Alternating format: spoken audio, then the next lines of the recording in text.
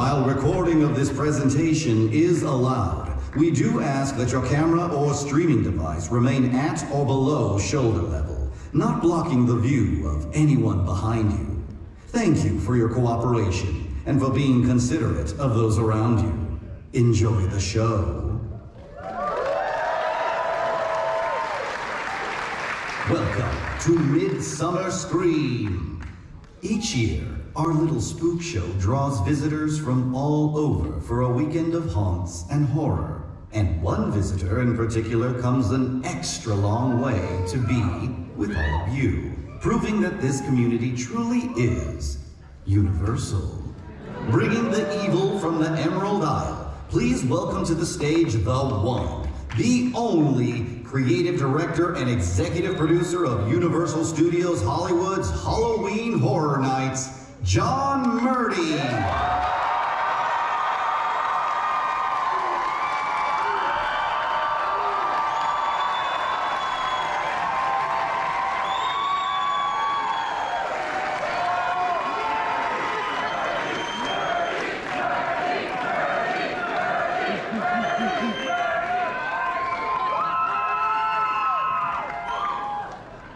I'm going to chant all of your names. Just yell them all out.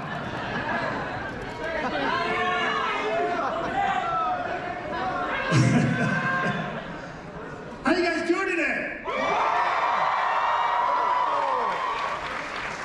I'm John Murdy. I'm the creative director, executive producer of Halloween Horror Nights at Universal Studios Hollywood. Welcome back to Midsummer Scream. We got a lot of stuff to show you guys today, but you guys know how this starts, right? Well, no, actually it starts like this, okay? Thank you. That's a tradition. We gotta make, no, seriously, thank you, thank you, thank you, thank you, thank you. It's the fans of Halloween Horror Nights that fuel our passion for the event, that make ourselves, our team, want to top ourselves every single year. We appreciate all that support, so thank you so much. And do we have in the house, do we have any team members from Halloween Horror Nights? Anybody? Stand up, stand up, stand up. It takes a village to do this event. It's not me. It's all of these people who work on this event, all the men and women who work on this event, year after year after year. It's their passion too. Give it up for them.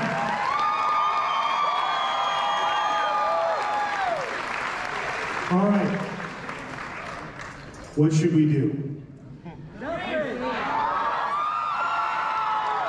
By the pricking of my thumb, something wicked this way comes. You guys ready for an announcement right out of the gate here?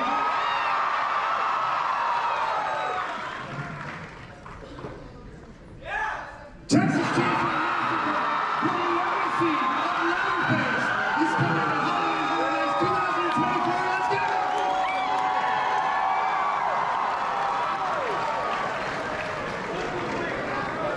Now I know what you're thinking. Has Texas Chainsaw Massacre ever been featured at Halloween Horror Nights in the past?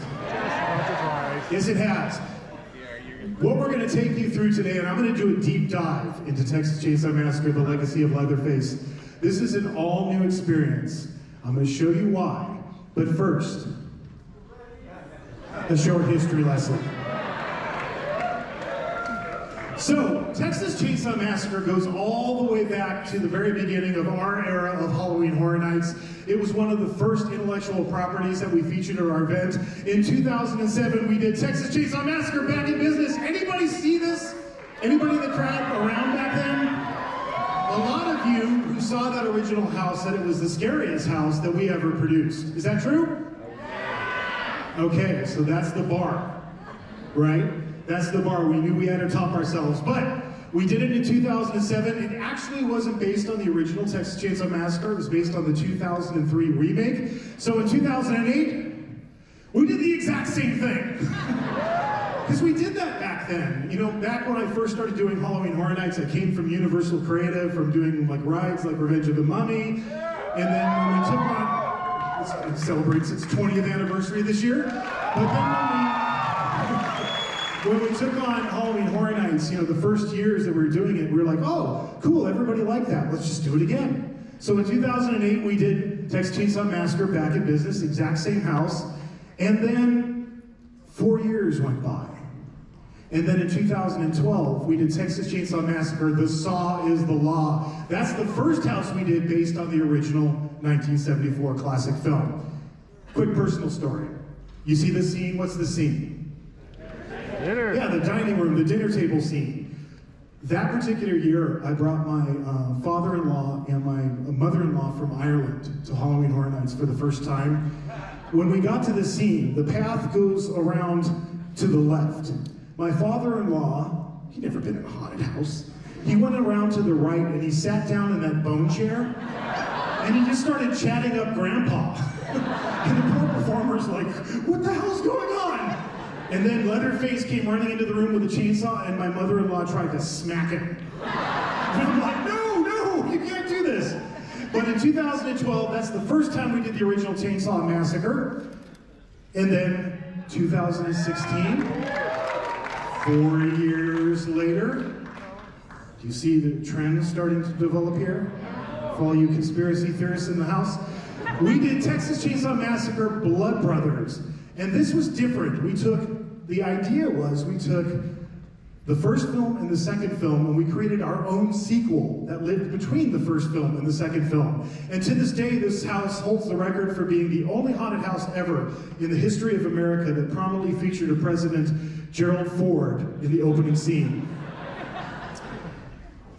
And then in 2017, we did Titans of Terror, where we matched up Leatherface, Freddy, and Jason.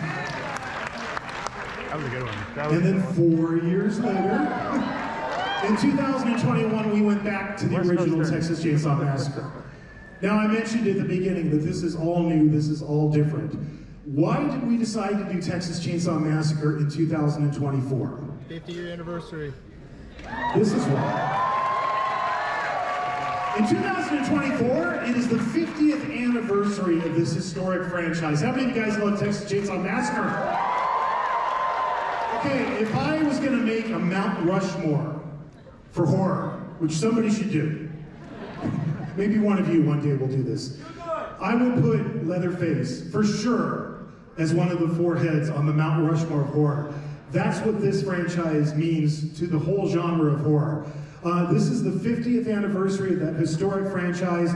So the people that we've always dealt with over the years on Texas Chainsaw Massacre, they came to me and they pitched me this idea.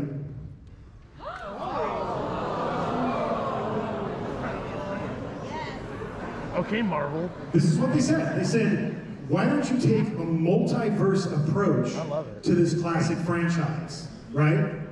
And I went, yes, let's do that. That's awesome. Let's do a multiverse approach. And then I panicked because I had no idea how to do that. So what did I do? I do what I always do. I went back to the film, even though I've seen it a million times, and started researching the film. And this particular line was the seed for everything I'm going to show you right now. There, you know the scene, right? It's an idyllic summer afternoon. There's a group of teenagers driving in a van. They're driving through Muerto County, Texas. And they see this dude in the distance waving and jumping up and down. And they decide, you should never do it in a horror movie. Don't ever do this in real life. They decided, oh, look at that crazy guy. Let's let him in our car. Let's give him a ride. And he says these lines, my family has always been in meat. What's he talking about? The slaughterhouse. He says, oh, there was, you know, I used to work at the slaughterhouse, and my brother did, and my grandpa. And I thought to myself, you never see that in the original film. They talk about the slaughterhouse, but you never see it.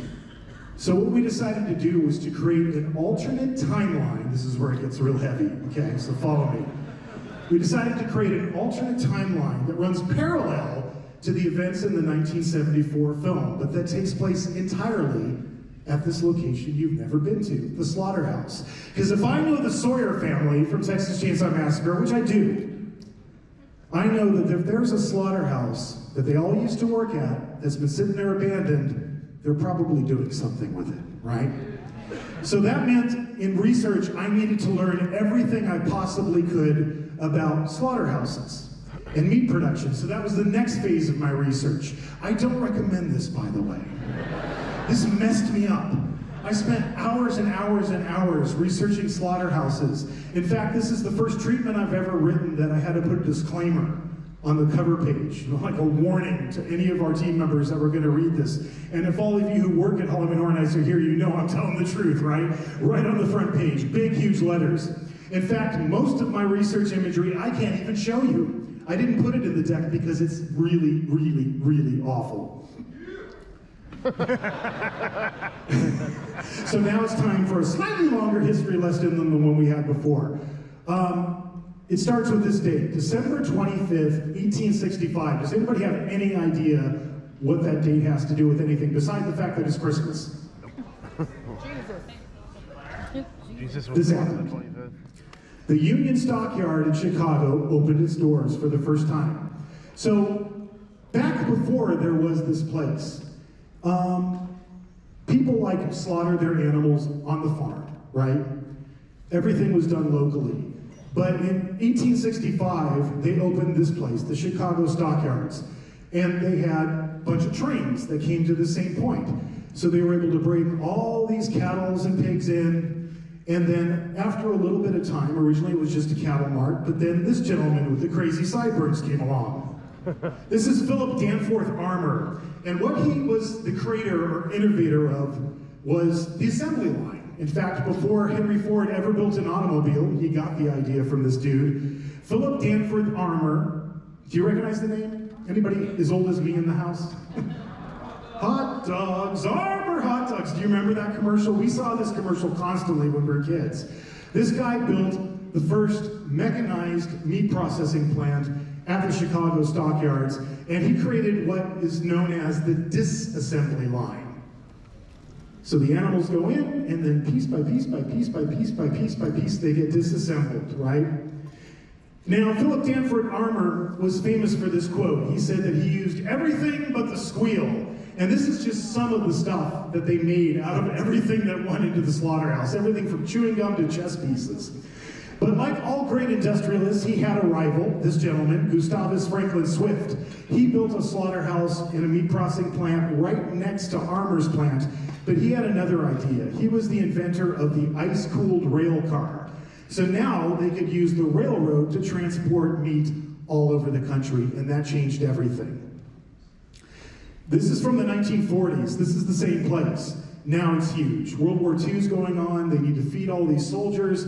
It fueled America's obsession with meat, because back in the days before this, it was really rare that you ate meat for dinner, right? That would be like a treat.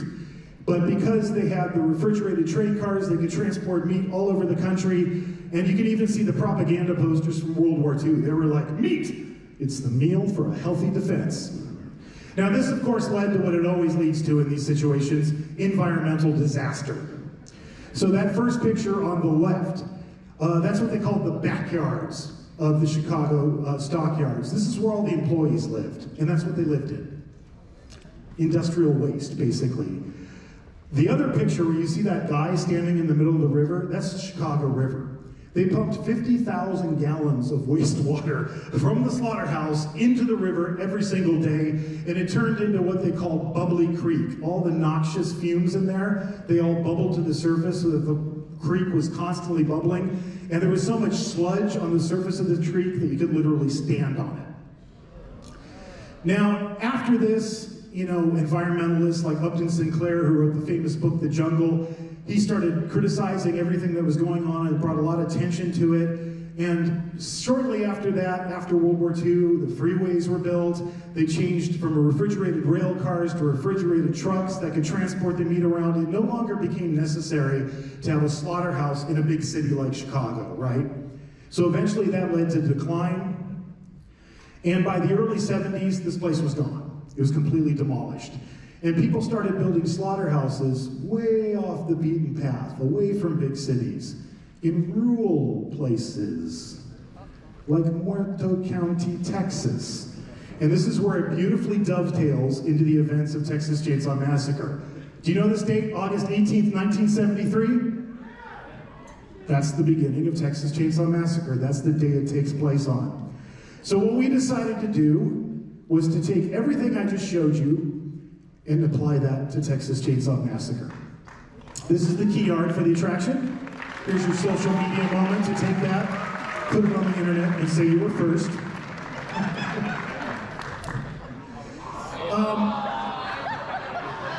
I had to come up with a way to tell this backstory, right?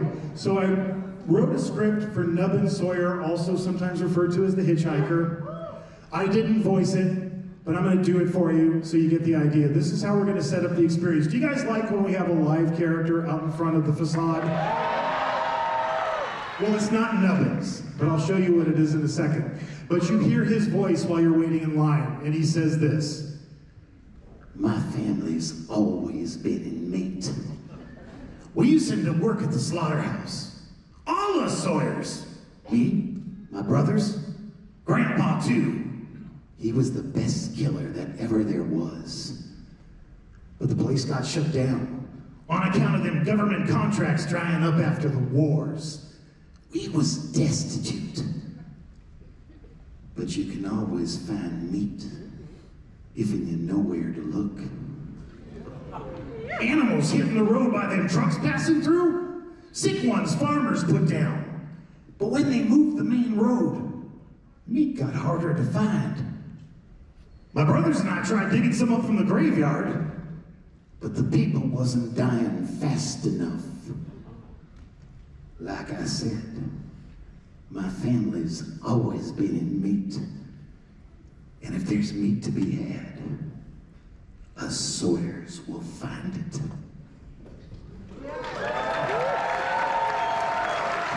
I think I just ripped off, like, Chop Top. I think I switched from, like, the Hitchhiker to Chop Top halfway through. But thank you, appreciate that. So this is the facade. The facade is the abandoned slaughterhouse. It's been sitting empty for a couple of decades, ever since the contracts dried up after World War II, Korea. It closed, it was surrounded by fences, but the Sawyers took it back over again. Why? Because they can conceal all the things they're doing from the authorities. So while you're waiting in line, getting ready to enter the slaughterhouse, you're hearing that voiceover that I was just doing, and then this guy walks in. This is Leatherface from a 2017 film called Leatherface, a prequel. He's got a big cow head over his own, and that's what we're doing with this house. We are going to do every iteration of Leatherface. From all 9 films in the franchise, we're bringing them all together. So he comes out, and he's looking at you, and he's sizing you up. And then he starts kind of gesturing to you with one hand.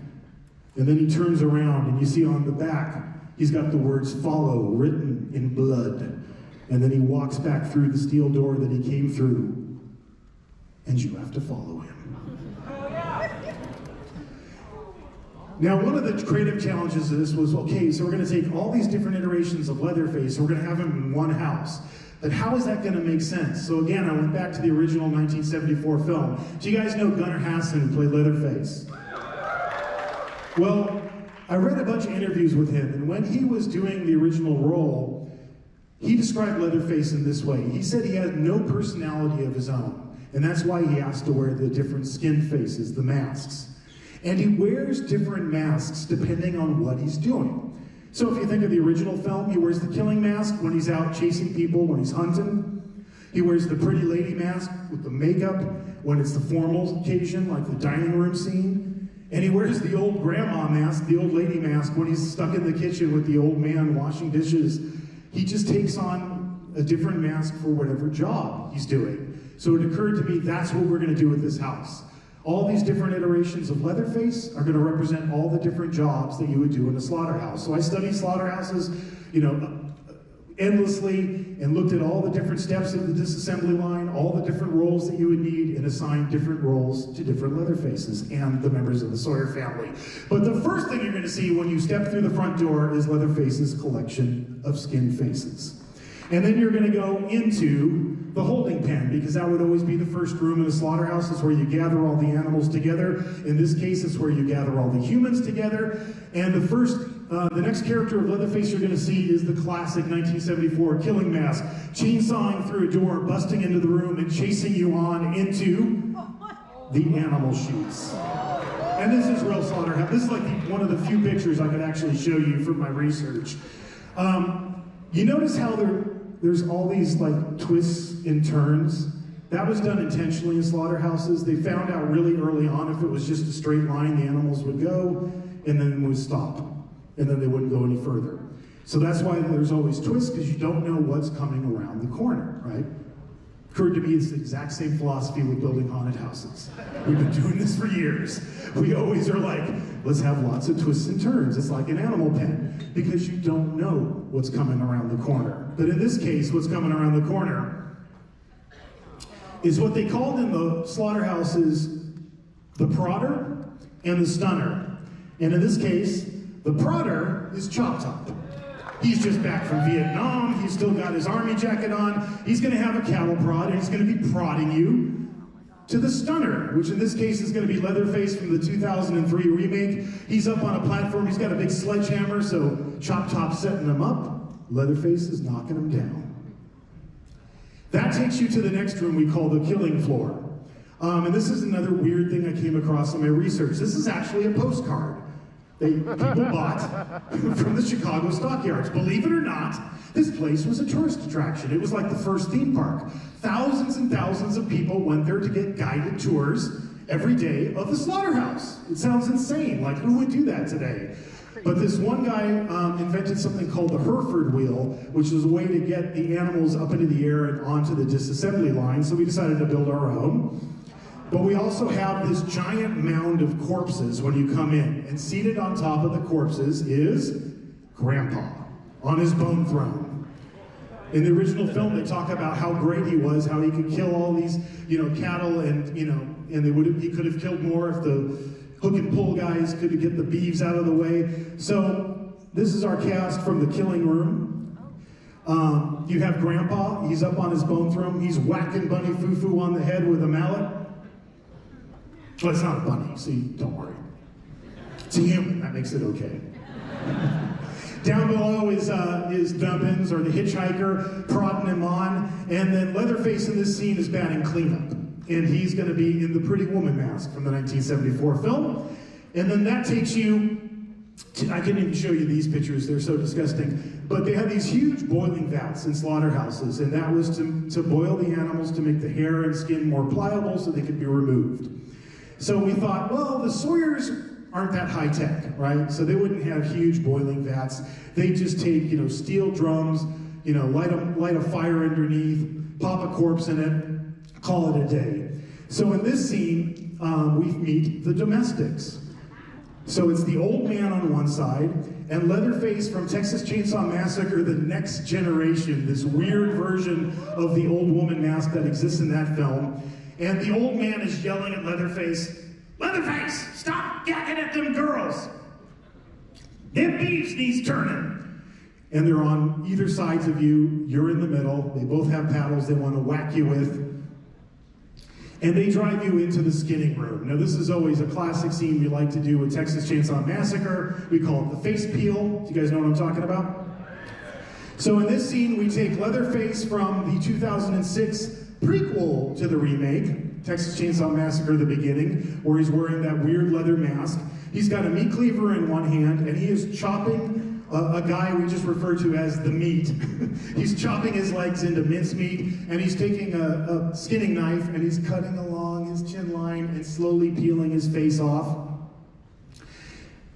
Then we take you into a transition that we simply call the hallway of horrors, where you have to walk through skinned bodies. And when I say you have to walk through skinned bodies, I don't mean bodies with their skin removed. I mean the skin itself. You have to walk through their skin. And there's a surprise waiting for you at the end. And I'm not going to tell you what it is, because this is something new we invented just for this house. And I think we'll just leave it at that.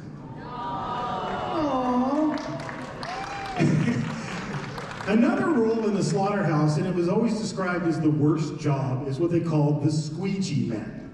So one guy would have a hose, the other guy would have a broom, and they would just sweep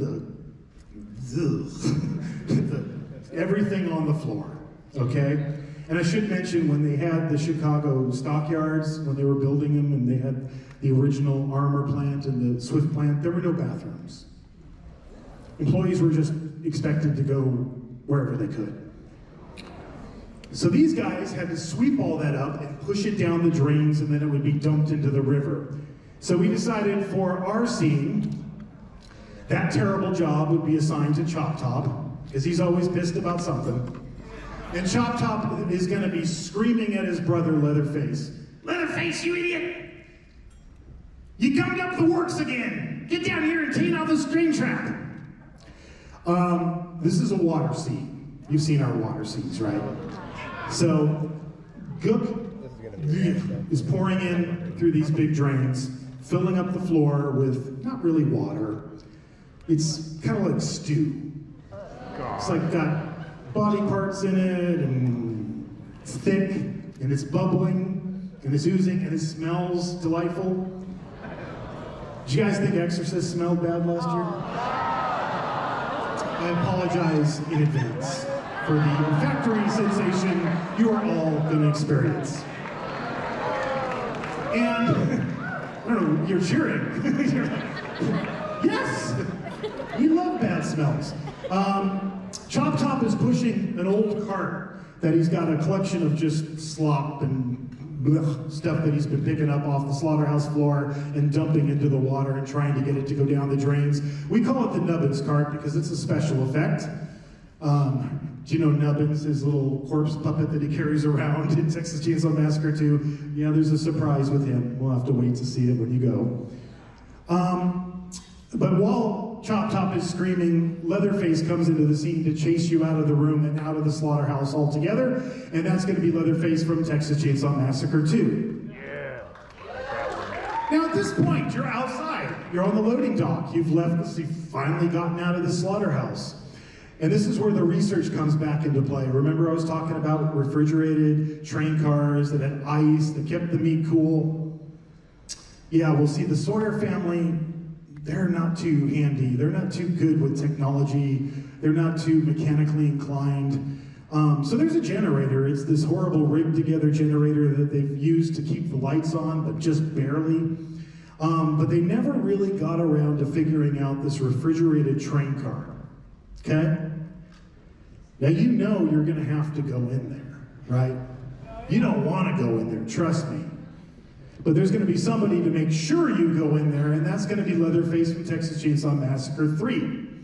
Now he roars up with his chainsaw, drives you inside the refrigerated train car, and this is Texas, right?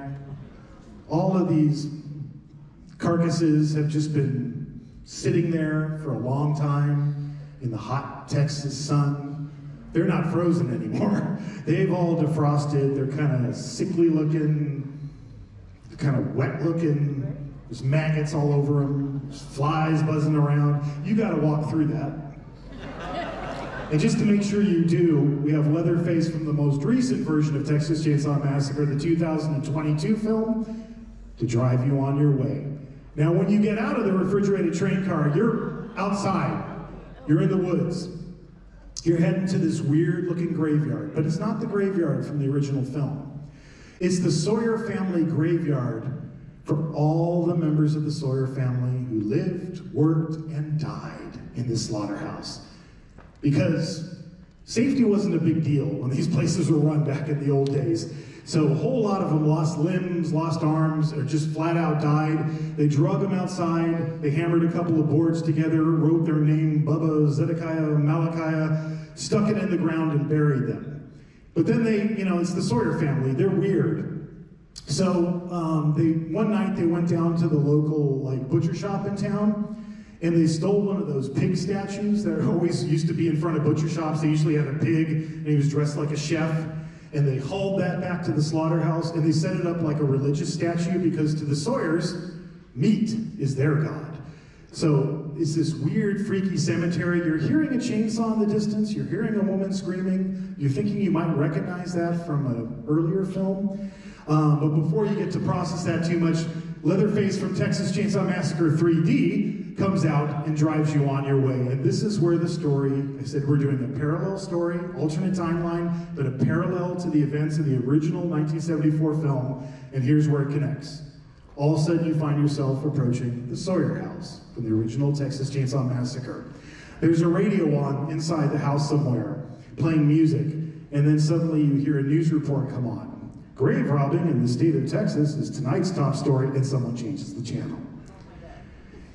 And then out of the darkness, out of the woods around you, Leatherface, the pretty woman look again from the 1974 film, comes racing at you, drives you inside, and now you're heading towards that classic steel door from the original film, right back to the first murder that happens in the film. So all these things that have been happening were happening right before then, and now you're confronted with Leatherface in the steel door, and I think we'll leave it there.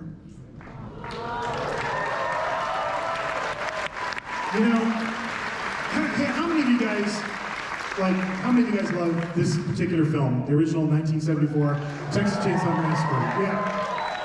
It's like I said, it's one of the most classic films in not only the entire genre of horror, but it's a classic film full stop, right? And you look at this scene, right? This is the classic sunset dance scene at the end of the movie where he's just, doing his thing with his chainsaw. And it's such an icon of horror that we forget what it looked like when they were making it. That's what it looked like. These were a bunch of, former students, not in Hollywood, out in Texas, making this movie, low-budget horror, with their friends in like 100-degree heat, working crazy hours. And this group of people made something that's lasted this long. I think that's pretty amazing. Yeah. And in particular, these two gentlemen. Kim Henkel, who co-wrote Texas Chainsaw Massacre, and that gentleman with the beard, Tobe Hooper. Give it up for Tobe Hooper. Tobe Hooper co-wrote and was the director of Chainsaw Massacre. Tobe Hooper, in so many ways, was my entree into horror. When I was a little kid, staying up, when my parents thought I was asleep, watching Salem's Lot, the first time it was aired on TV, and being terrified, that was Tobe Hooper. Tobe made that. First horror movie I ever went to in a theater, Poltergeist. Tobe Hooper, right? Tobe made some of the most iconic horror movies ever in the genre of horror.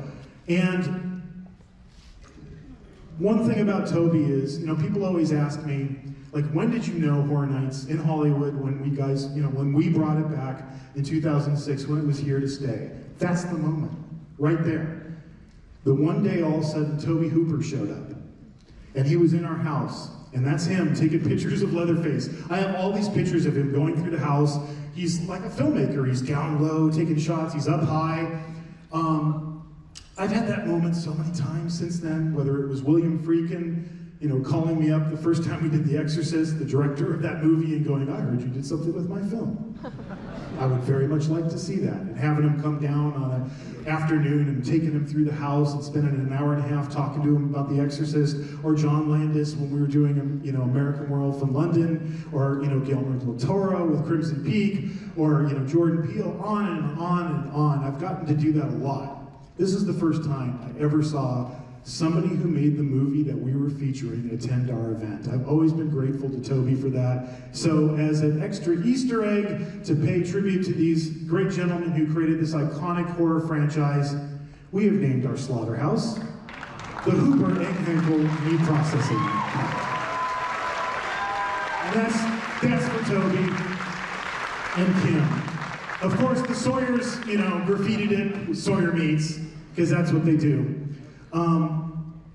But Chris and I should give it up for Chris Williams, my longtime art director, production designer, my partner in everything Halloween Horror Nights.